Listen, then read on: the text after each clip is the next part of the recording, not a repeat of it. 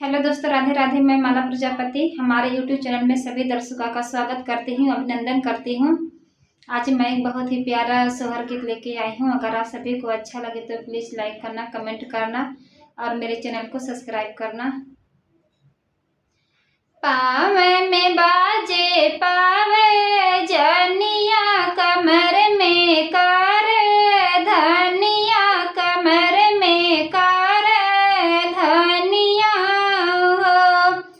ललना दूर खिलने माती जाया खजाने नाही, आई बह ढूढ़ने नाही आई बाई हो।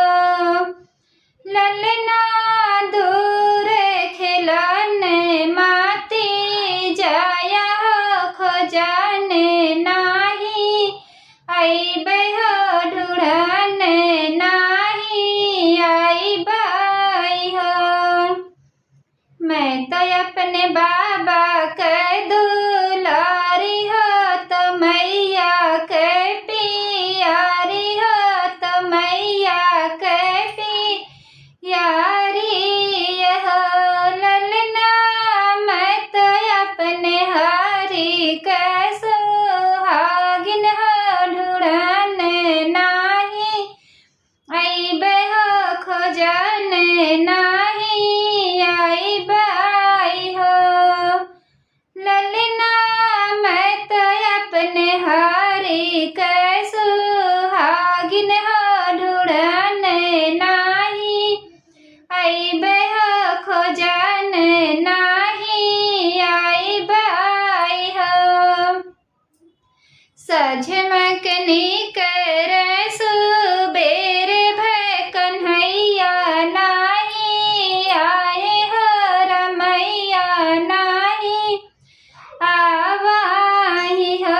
मोर सखिया होई गे कलेउआ के जुनिया हो, कन्हैया नाही आए हो, रमैया नाही आवाई हो।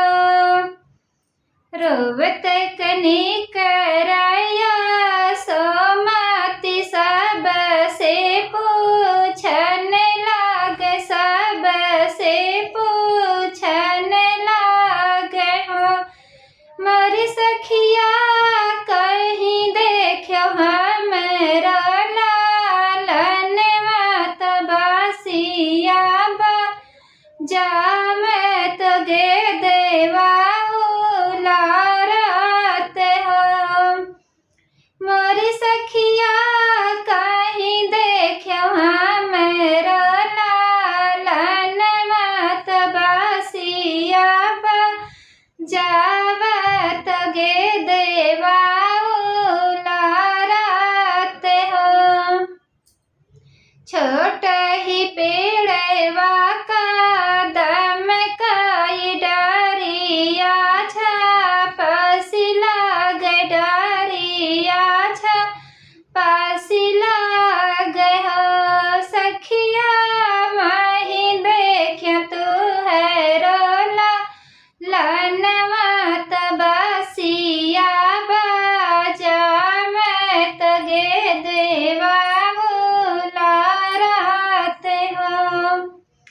सखिया माही देखो तू है रोला लनवा तबासिया बाजा तगे देवा लारत हो। तू तो मैया बाबा के दुलारी हो, तो मैया के पियारी हो, तो मैया के पियारी हो।